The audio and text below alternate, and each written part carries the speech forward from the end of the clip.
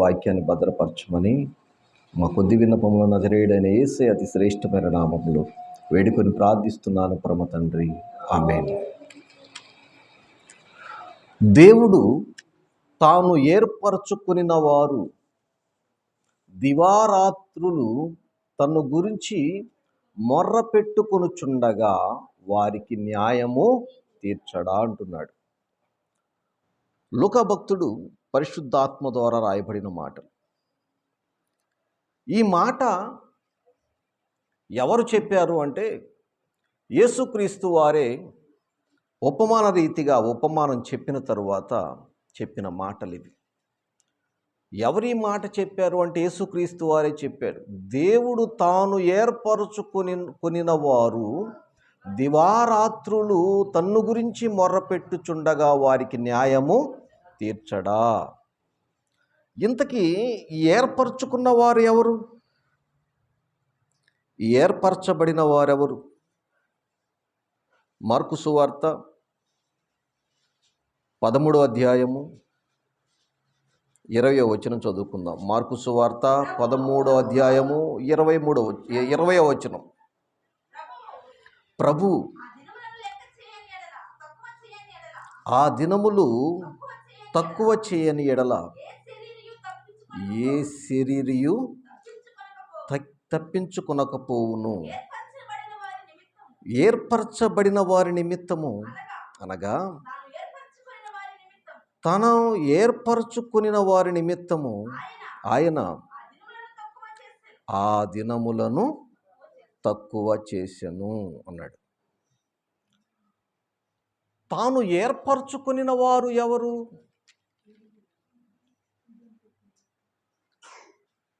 ఇంతకీ ఏర్పరచుకున్న వారెవరు? ఎవరైతే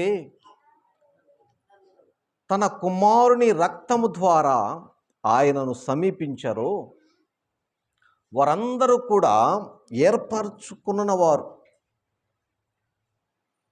ఎవరైతే క్రీస్తు రక్తము చేత కడగబడి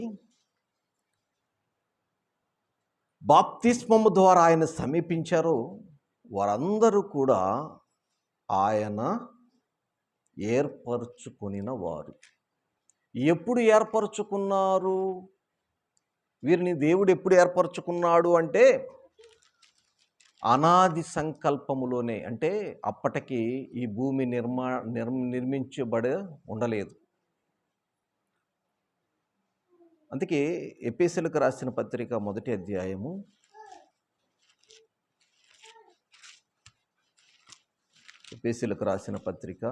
అధ్యాయము 4వ వచనం. ఎట్లనగా తను ప్రియునియందు తాను ఉచితముగా మనకు అనుగ్రహించిన తన కృపా మహిమకు కీర్తి కలుగునట్లు తన చిత్త ప్రకారమైన దయా సంకల్పము చొప్పున యేసుక్రీస్తు ద్వారా తనకు కుమారులుగా స్వీకరించుటకై మనలను ముందుగా తన కోసము నిర్ణయించుకుని మనము తన ఎదుట పరిశుద్ధులమును నిర్దోషులమై ఉండవలనని జగత్పునాది వేయబడక మునుపే ప్రేమ చేత ఆయన క్రీస్తులో మనలను ఏర్పరచుకొనెను. చాలా ఏర్పరచుకొనిన వారు ఎవరు అంటే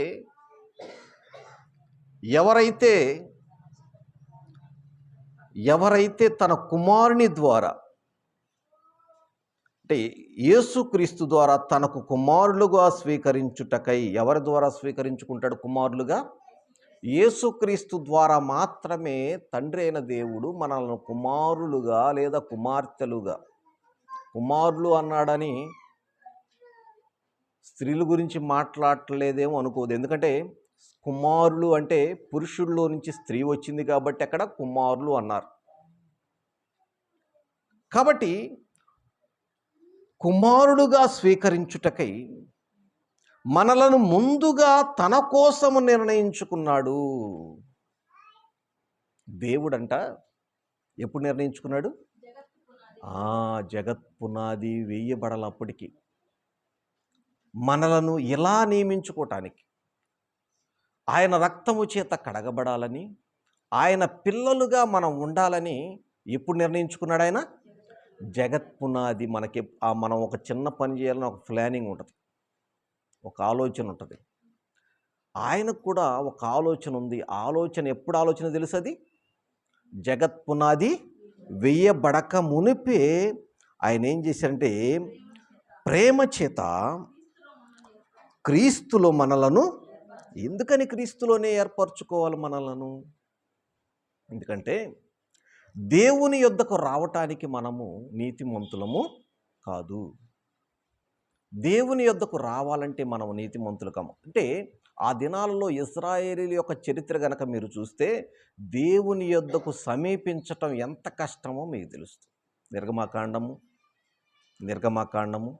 19వ అధ్యాయము, నిర్గమాకాండము 19వ అధ్యాయము 18వ వచనం చదువుకుందాం. యెహోవా అగ్నితో సీనాయి పర్వతం మీదికి దిగి వచ్చినందున అదంతయు ధూపమయమై ఉండెను. దాని ధూపము కొలిమి ధూపము వలె లేచెను. పర్వతమంతయు మికిలి కంపించెను. ఆ బూరధ్వని అంతకంతకు బిగ్గరగా మ్రోగెను. మోషే మాటలాడుచుండగా దేవుడు కంఠస్వరము చేత అతనికి ఉత్తరమిచ్చుచుండెను. యెహోవా సీనాయి పర్వతం మీదికి, అనగా ఆ పర్వత శిఖరం మీదికి దిగి వచ్చెను. యెహోవా పర్వత శిఖరం మీదికి రమ్మని మోషేను పిలువగా మోషే ఎక్కిపోయెను. అప్పుడు యెహోవా ప్రజలు చూచుటకు యెహోవా యొద్దకు హద్దు మీరి వచ్చి వారిలో అనేకులు చావకుండునట్లు నీవు దిగిపోయి వారిని ఖండితముగా ఆజ్ఞాపించుము. అంటే ప్రజలు హద్దు మీరి ఆ కొండను తాకుతారేమో. ఎందుకంటే ఆయనున్న స్థలము పరిశుద్ధ స్థలం. పొరపాటును కూడా ఆ పర్వతాన్ని, ఆయనున్న ప్రదేశాన్ని తాకటానికి వీల్లేదు. అందుకే చెప్తున్నాడు, వారు ఒకవేళ తాకితే చనిపోతారు. కాబట్టి నువ్వు వెళ్ళేం చేస్తావంటే వారికి హద్దు మీరకుండా, అనేకులు వాళ్ళు చచ్చిపోకూడదు. ఎందుకంటే హద్దు మీరారా, ఆ పర్వతాన్ని ముట్టారా, ఆ పరిశుద్ధతను ముట్టారా, వారు చనిపోతారు. కాబట్టి నువ్వు దిగి వెళ్ళి ఖచ్చితంగా వారికి ఆజ్ఞాపించు. యెహోవా వారి మీద పడకున్నట్లు యెహోవా వాని యొద్దకు చేరు యాజకులు తమ్ము తామే పరిశుద్ధపరచుకొనవలెనని మోషేతో చెప్పగా మోషే యెహోవాతో, ప్రజలు సీనాయి పర్వతము ఎక్కలేరు. నీవు పర్వతమునకు మేరలను ఏర్పరిచి దాన్ని పరిశుద్ధపరచవలన మాకు ఖండితముగా ఆజ్ఞాపించితివనెను. అందుకు యెహోవా, నీవు దిగి వెళ్ళుము, నీవును నీతో అహరోను ఎక్కి రావలెను. అయితే యెహోవా వారి మీద పడకున్నట్లు యాజకులు ప్రజలు తన యొద్దకు వచ్చుటకు మేరను మేరకూడదు, ఆయన వారి మీద పడునేమో అని అతనితో చెప్పగా మోషే ప్రజలు యొద్దకు వెళ్ళి ఆ మాట వారితో చెప్పెను అనుంది. అంటే ఆ పాత నిబంధన కాలంలో ఇజ్రాయేలీలు దేవుణ్ణి సమీపించాలంటే వారు ఏం చేయాలి? పరిశుద్ధపరచుకోవాలి. అది కేవలం ఒక యాజకులకు మాత్రమే. అందులో వారిలో ప్రధాన యాజకుడుగా అహరోనును దేవుడు ఎన్నుకున్నాడు. యాజకులు మాత్రమే తాము పరిశుద్ధపరచుకోవాలి. ప్రజలు ఎంత మాత్రము కూడా ఆ పరిశుద్ధ స్థలాన్ని హద్దు మీరి ఆ పొలిమేరలు ఏర్పాటు చేస్తారు. హద్దు మీరి పొరపాటును కూడా అక్కడ రావడానికి వీల్లేదు. అంటే దేవుణ్ణి సమీపించాలంటే పాత నిబంధన కాలం ప్రకారము ఎంత కష్టమైన విషయం. ప్రజలు ఎంత మాత్రము కూడా దేవుని సమీపించటానికి, ఎందుకంటే పాపముల చేతను అపరాధముల చేతను ప్రజలు చచ్చిన వారు అయిపోయిండారు. కాబట్టి అలాంటి మృతతుల్యమైన వారు ఎంత మాత్రము కూడా సజీవుడైన దేవునిని సమీపించలేరు. పాపముతో దేవుని యొద్దకు చేరలేరు. పాపానికి పరిశుద్ధతకు ఎంత మాత్రము కూడా పొత్తు కుదరదు. కాబట్టి ఆయన వారికి ఖండితంగా చెప్పాడు. ఎందుకంటే ఒకవేళ హద్దు మీరితే వారు చస్తారు. అంత కష్టమై ఉన్న దేవుని సమీపించటం అంత కష్టమై ఉంటే క్రీస్తు ద్వారా మనకు ఎంత సులభతరం చేశాడు తెలుసా? ఆయన ఏర్పరచుకున్న వారి కొరకు ఎంత సులభతరం చేశాడంటే, ఒకసారి మీరు చూద్దాం. మొదటి యోహాను పత్రిక 5వ అధ్యాయము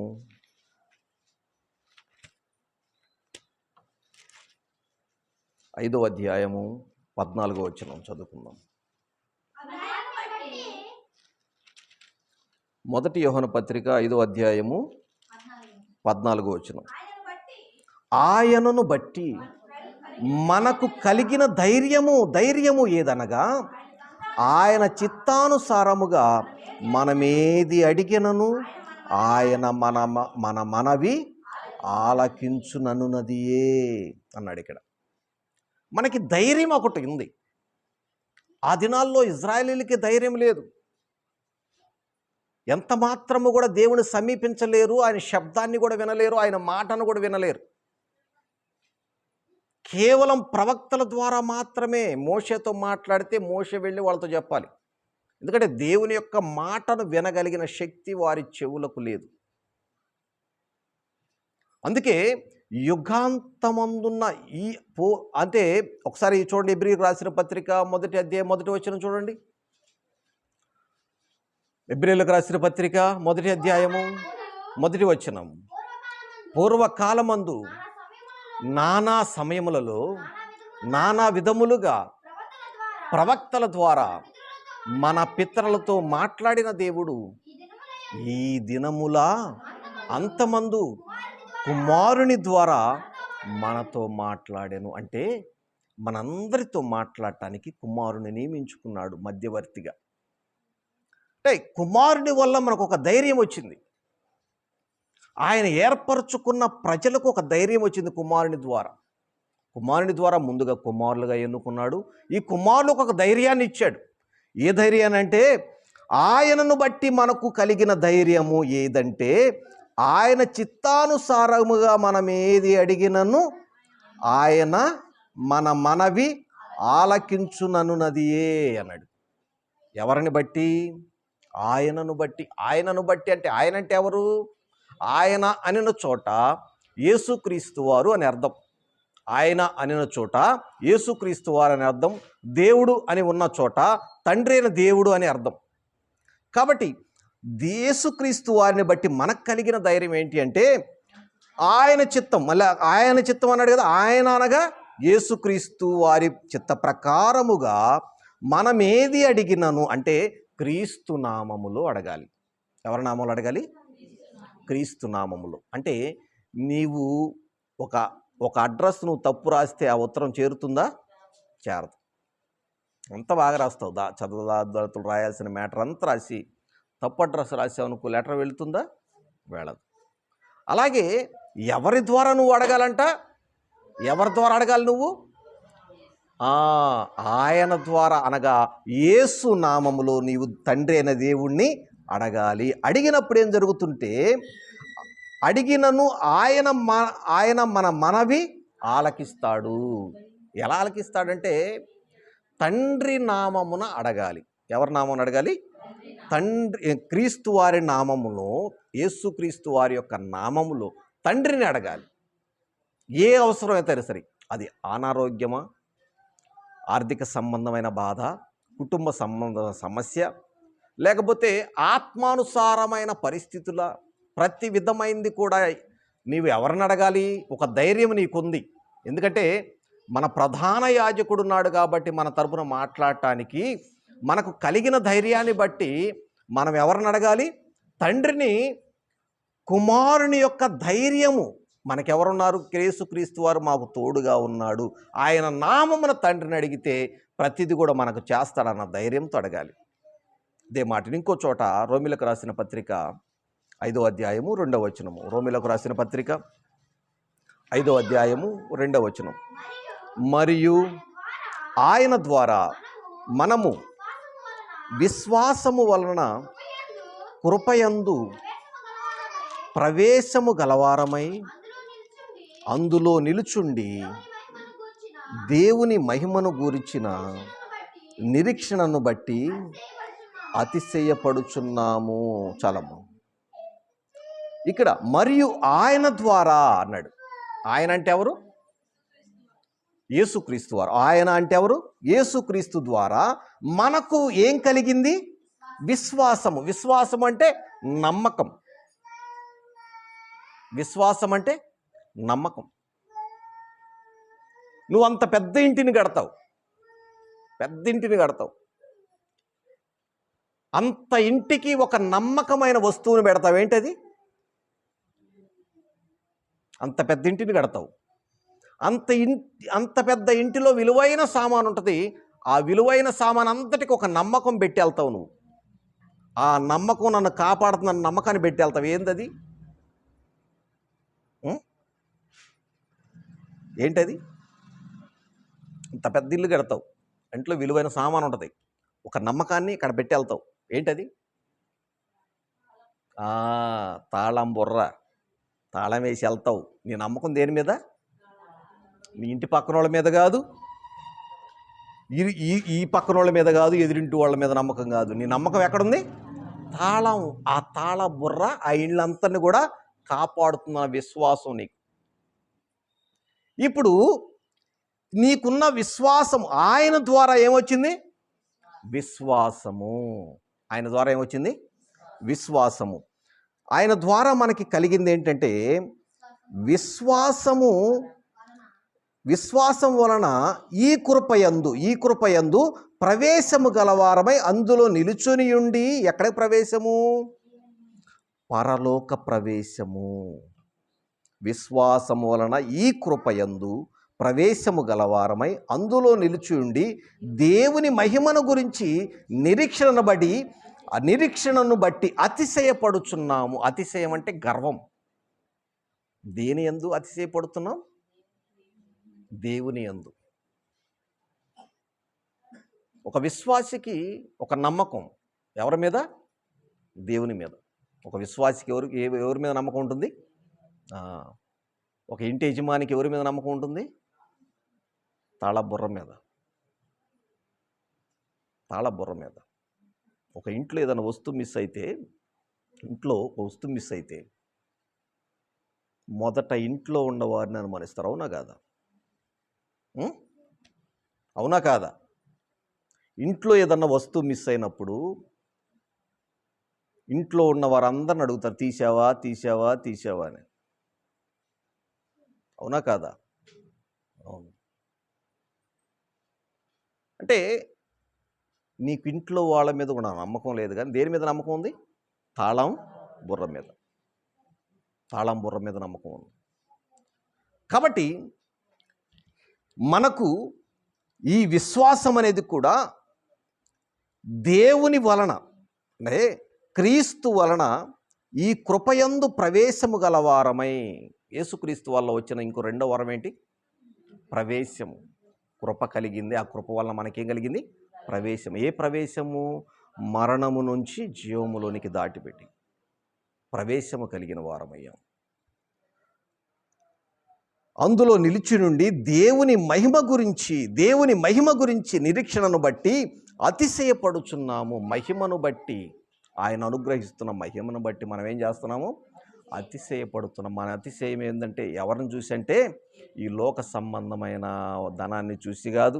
ఒక విశ్వాసికి ఉండాల్సిన లక్షణం ఈ లోక సంబంధమైన ధనాన్ని బట్టి కాదు, లేకపోతే అధికారాన్ని బట్టి కాదు, ఈ లోకంలో ఉన్న పలుకుబడి బట్టి కాదు. కానీ ఒక విశ్వాసికి ఉండాల్సిన నమ్మకం ఏంటంటే దేవుణ్ణి బట్టి అతిశయపడాలి.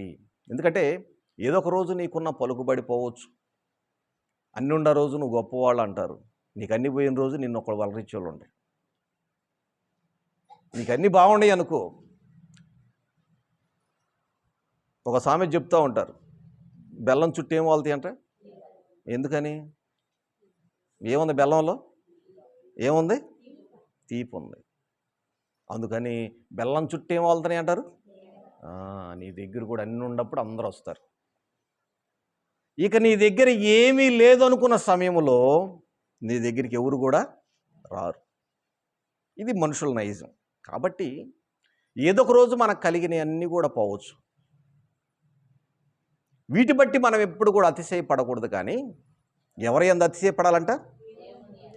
దేవుని యందు అతిశయపడాలి. ఇక మూడవ విషయం చూస్తే ఎఫెసీయులకు రాసిన పత్రిక 2వ అధ్యాయము 18వ వచనం. ఎఫెసీయులకు రాసిన పత్రిక 2వ అధ్యాయము 18వ వచనం. ఆయన ద్వారానే మనము ఉభయులము ఒక ఆత్మయందు తండ్రి సన్నిధికి. ఎవరము ఉభయములు అంటే ఎవరు? ఉభయులు ఎవరు? ఈ ఉభయులు అంటే అర్థం ఏమిటి? ఉభయులు అంటే అర్థం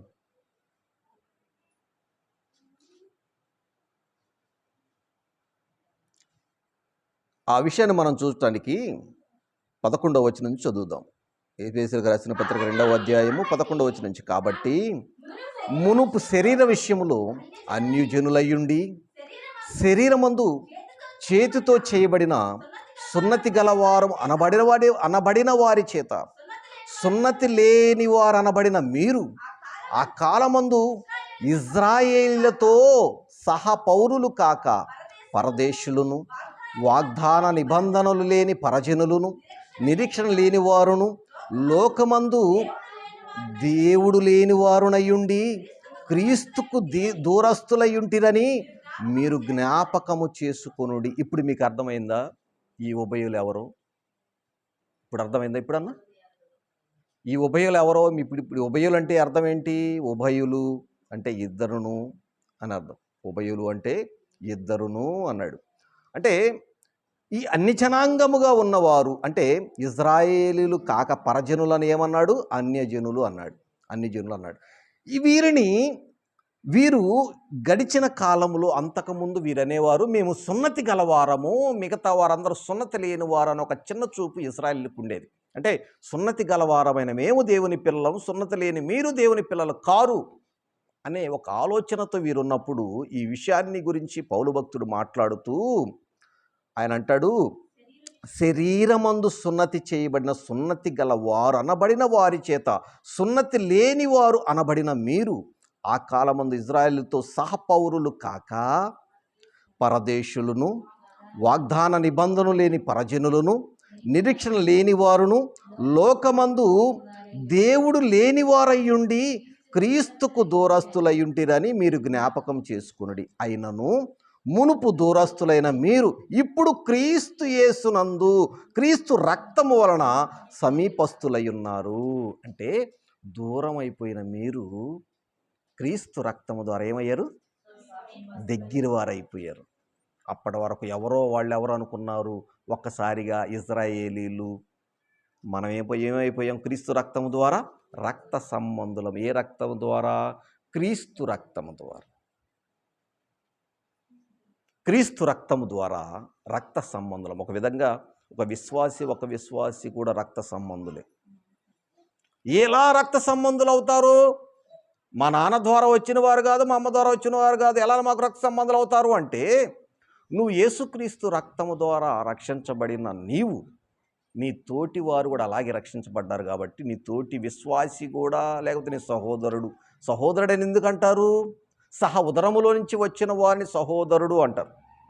సహ ఉదరం అంటే ఒకే ఉదరం, ఒకే కడుపులో నుంచి వచ్చిన వారిని సహోదరులు అంటారు. సహోదరులు అంటున్నాడు అంటే నీవు సహ ఉదరములో నుంచి వచ్చావు. అనగా సహ ఉదరము అనగా యేసుక్రీస్తు రక్తము ద్వారా ఉభయులము ఏమయ్యాము? సమీపస్తులై ఉన్నాము. ఒకే ఆత్మ అన్నాడు చూడండి అక్కడ. ఒక్క ఆత్మ యందు తండ్రికి సన్నిధికి. ఏది ఆత్మ? ఒకే ఆత్మ అంటే పరిశుద్ధ ఆత్మ ద్వారా ఏ సన్నిధికి చేరగలుగుతున్నాం మనం? తండ్రి సన్నిధికి చేరగలుగుతున్నాము. ఎక్కడుంది ఆ సన్నిధి? ఆ తండ్రి సన్నిధి ఎక్కడుంది? చిలకలూరిపేటలో ఉందా? తండ్రి సన్నిధి అనగానే శాలిమాన సంఘం మీకు గుర్తొచ్చేద్దాం. తండ్రి సన్నిధి అంటే మీరు ఎక్కడైతే సంఘముగా కూడుకున్నారో అది తండ్రి సన్నిధి. తండ్రి సన్నిధికి ఎవరి ద్వారా వచ్చాం మనం?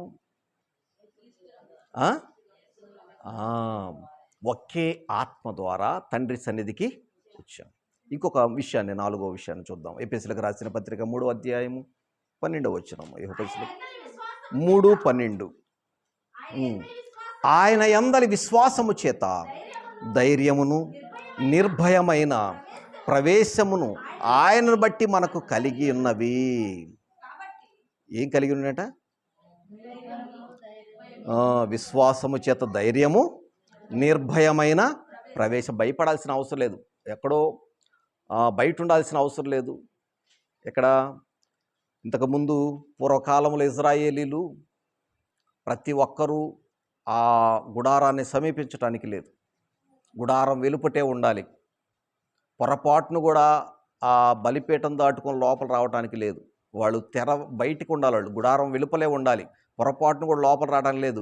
యాజకులు తప్పనిచ్చి మిగతా వాళ్ళు ఎవరు కూడా రావడానికి, యాజకులకు కూడా ఎక్కడి వరకు అవకాశం అంటే బలిపీఠము చేరేదాకే. ప్రధాన యాజకుడికి మాత్రమే పరిశుద్ధ స్థలం దాటుకొని అతి పరిశుద్ధ స్థలంలోనికి వెళ్ళే అర్హత ఉంది. యాజకులైనా కూడా ఎక్కడి వరకు అవకాశం అంటే బలిపీఠం దాకే. ప్రధాన యాజకులకు మాత్రము ఒక్కడే ఉంటాడు ప్రధాన యాజకుడు. ఆయన మాత్రమే రక్తము చేత బుట్టుకొని పరిశుద్ధ స్థలము దాటుకొని అతి పరిశుద్ధ స్థలములోనికి వెళతాడు. ఇప్పుడు మనకు ఒక ధైర్యం ఉంది, ఏ ధైర్యంతో వస్తున్నాం మనం ఆయన సన్నిధికి? క్రీస్తును బట్టి మనము డైరెక్ట్గా వచ్చేస్తున్నాం. ఎక్కడికి? అతి పరిశుద్ధ స్థలము అంటే కృపాసనము యొద్దకు. ఎక్కడికి వస్తున్నాము? కృపాసనము యొద్దకు ధైర్యముగా వస్తున్నాం మనము. ఎబ్రీయులకు రాసిన పత్రిక 4వ అధ్యాయము 16వ వచనం. ఎబ్రీయులకు రాసిన పత్రిక 4వ అధ్యాయము 14వ వచనము. కనుక 4:16 కనుక మనము కనికరపడి సమయోచితమైన సహాయము కొరకు కృప పొందునట్లు ధైర్యముతో కృపాసనము యొద్దకు చేరుదాము. అంటే కృపాసనము అంటే తండ్రి కృపగలవాడు కాబట్టి సింహాసనాసీనుడై ఉన్నాడు, ఆయన పాదాల యొద్దకు ధైర్యముతో వస్తున్నాము. కృప కలిగిన తండ్రి సింహాసనాసీనుడై ఉన్నాడు కాబట్టి ఆ కృపాసనము యొద్దకు, కృప కలిగిన తండ్రి కూర్చున్న సింహాసనము దగ్గరికి మనం కూర్చుని ఆయన్ని తండ్రి, నాయనా అని క్రీస్తు నామమున మనం మొర్ర పెడుతున్నాం ఆయనకి. ఆ ధైర్యాన్ని ఎవరు కలిగించారు?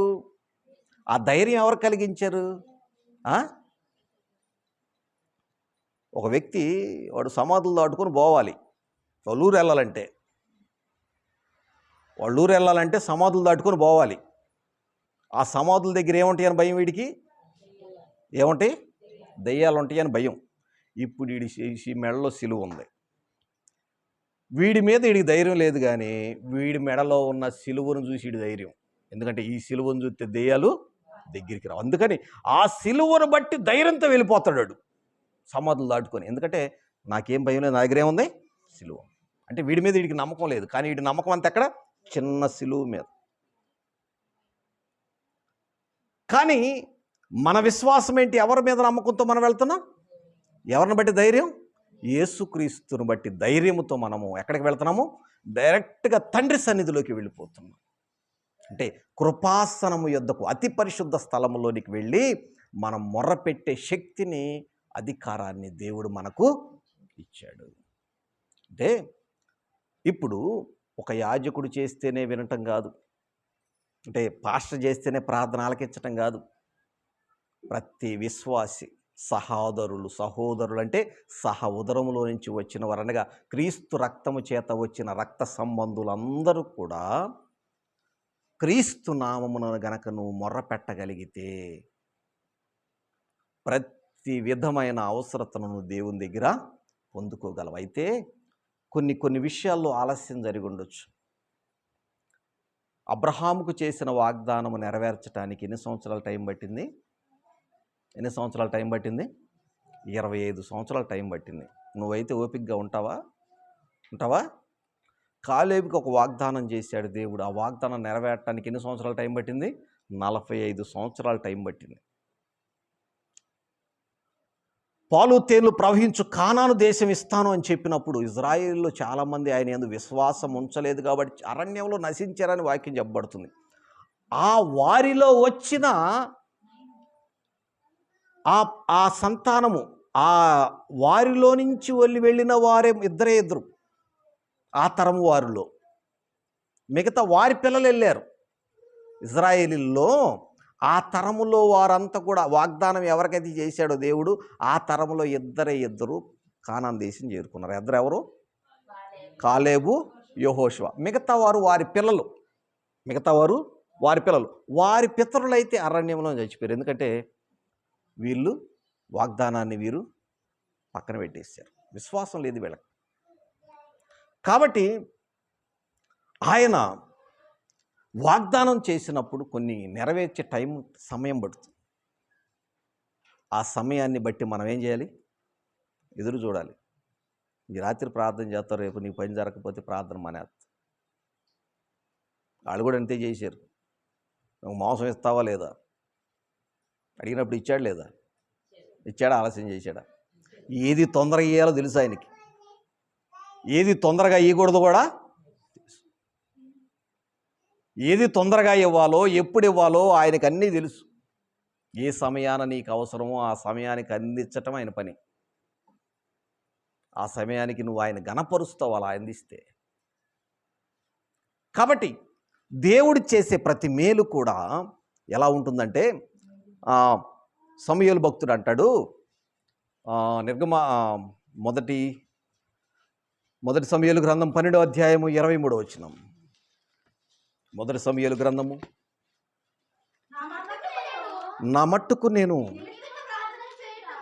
మీ నిమిత్తము ప్రార్థన చేయుట మానుట వలన యెహోవాకు విరోధముగా పాపము చేసిన వాడిని అగుదును. అంటే ఇజ్రాయేలీలకు సమూయేలు ఏ విధంగా ఉన్నాడు? ఒక ప్రవక్తగా ఉన్నాడు, ఒక న్యాయాధిపతిగా ఉన్నాడు, ఒక యాజకుడిగా కూడా ఉన్నాడు. ఎన్ని విధాలుగా ఉన్నాడు? ఒక న్యాయాధిపతి, ఒక రాజులాగా. తర్వాత